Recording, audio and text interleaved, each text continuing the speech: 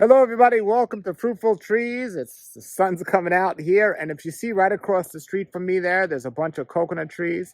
Today, we're going to be looking at my neighbor's yard, and my neighbor has an amazing food forest. And when he first moved in and planted those trees, I have a video with him, and I want to show you today the progression of what he did when he first moved in, and how it's grown over the years and how it is now. So, on today's show, we're going to take a look at that. We're going to see his yard now, and we're going to see the difference of how his trees grows, what he's taken out, and what he's done. So check it out. All right, everybody, this is my neighbor Ram, who's taught me so much about fruit trees, and look at his yard, it's loaded with trees. Right, here we are with our friend Ram. Ram's going to show us around his garden and what he's starting up here. Go ahead, Ram. Hey, well, we've got some carambola here, or star fruit. Little sprout coming up, and everything here on the property has been planted just within the last 60 days. So everything's edible too. We've got a compost pile here. This is noni. You know, that medicinal drink that's supposed to be really good for you. Well, I've never tried it, but it's supposed to taste terrible. This is a sapodilla. It's the same kind you've got, Paul. See it? Called Macaco? I think that's the same one you've got. And this is an abu. Supposed to be a great fruit. I've never tried that before, so we're going to find out. And this is another sapodilla, and this one is a Alano version. It's supposed to be really prolific and fantastic. Over here we've got pomegranate. This tree has unbelievably grown really quickly.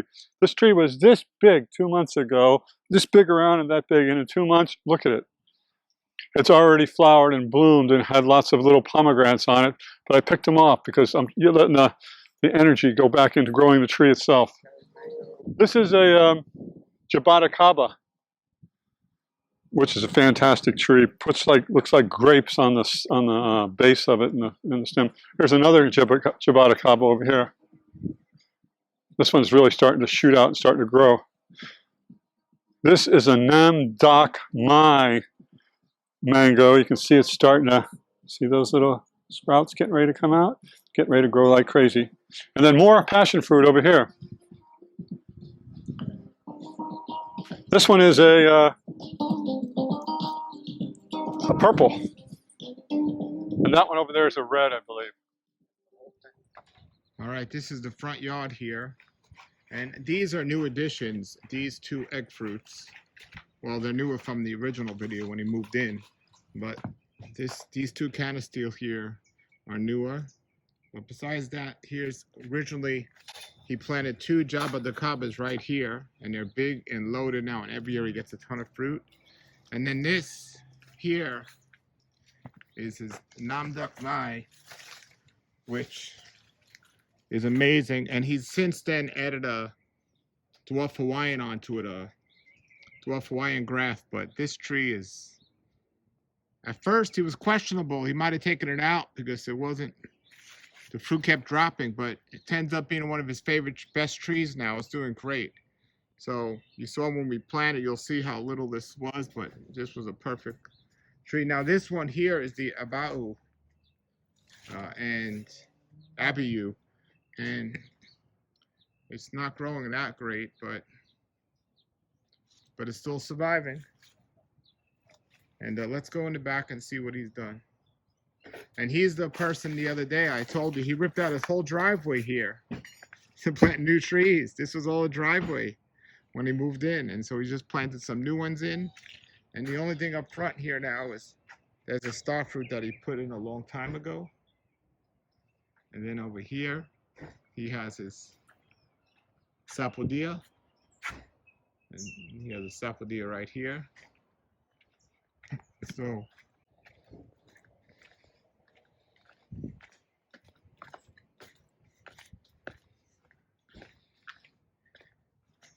now this Bangkok lemon tree Amazing tree. He keeps cutting it back, thankfully so, because it would be so big, but it's wide. Look how wide that tree is. Really wide. And he has since taken down a jackfruit back there, but he has another jackfruit here. This is an Excalibur Red. And still, it's grown really big. So this is a great example of how things will change once you grow them. So there's one he took out. He took out that jackfruit because it wasn't a good producer. And these are all newer. There's an orange sherbet. So we just got done putting irrigation in, which I believe is really important. This is a jackfruit.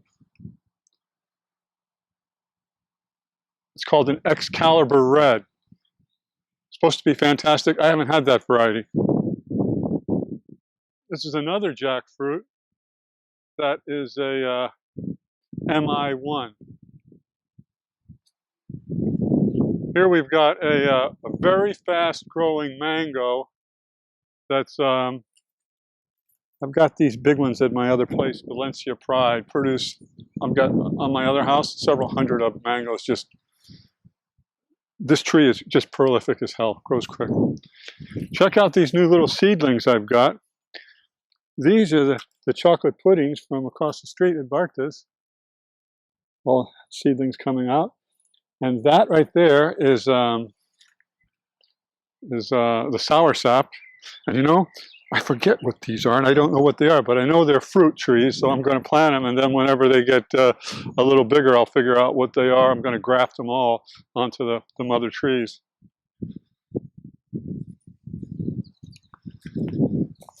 This is a Miguel avocado. And this is a croquette avocado, which I picked all the avocados off except one. I left one on there because I want the energy to go into the tree, especially the first year or so. Passion fruit. This is the yellow passion fruit. Going up here behind, also over here. And this is a Monroe avocado. And here we go is a Cari mango.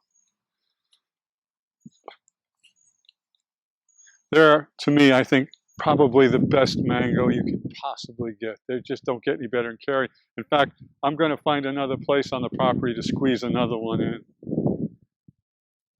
This is a this is a kit mango. These kits are fantastic too. They're the end of the season. I've got these on my other house that I'm eating mangoes in October sometimes, and they can be 5 pounds, the size of that big, if you take care of them right. Here's another kit. I like them so much I put 2 of them in. So there's a second one. And look at this.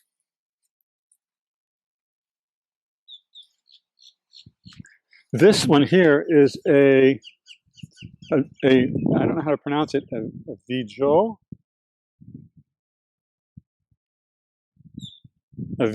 Mame. Now, just this little sprout has grown in 2 weeks. And this Mame is one he planted a long time ago, right in the middle. He's cut it back several times. You always get a lot of Mame on there. And in the back, he has his avocados that are looking great. He has a Miguel, and he also has a Choquette. And these are the trees we just saw. He has his, these were kits originally. He had 2 kit trees here, but he transferred them over to Pickering. And this tree, again, nothing on here, but that one is loaded. We don't know why exactly. He has a Cari mango back there that's big. And now here is a coconut cream. So besides what he's planted, it's interesting that he made these choices as well. Now, when he moved here, there were these 2 trees. This is a soursop and a soursop.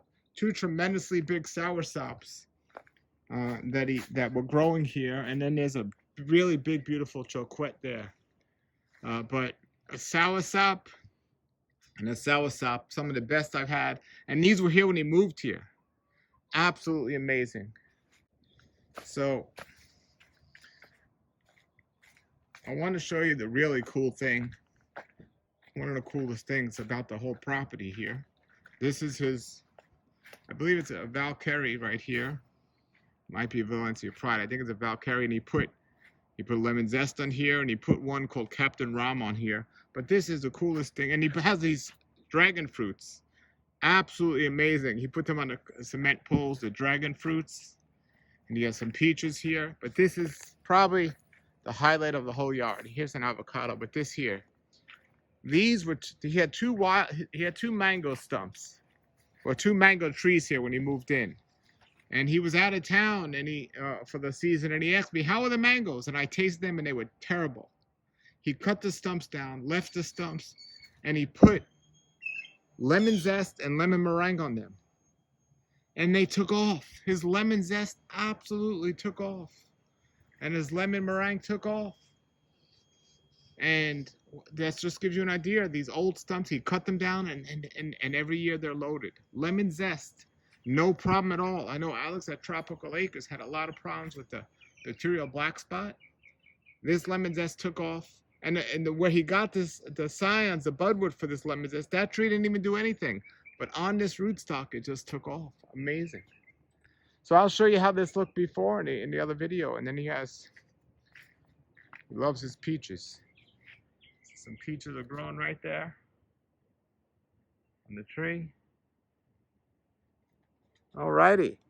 So, and then we got some coconuts in the front we'll take a quick look at. Look at all this.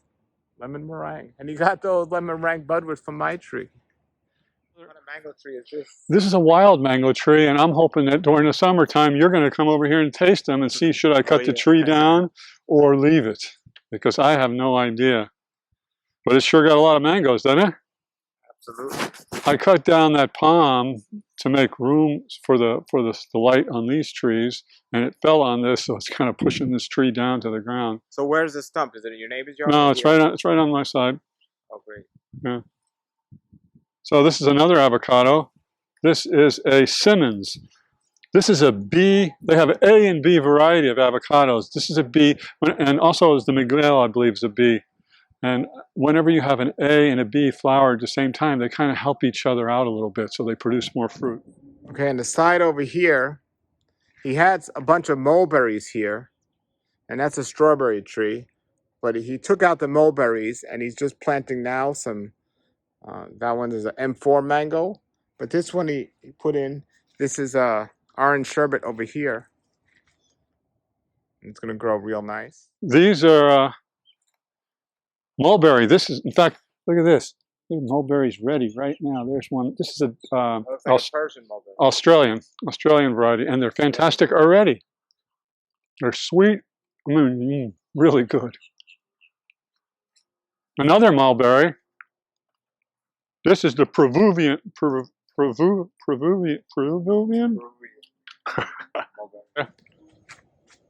Now on the side here, in the front, he has a cotton candy and a curry tree.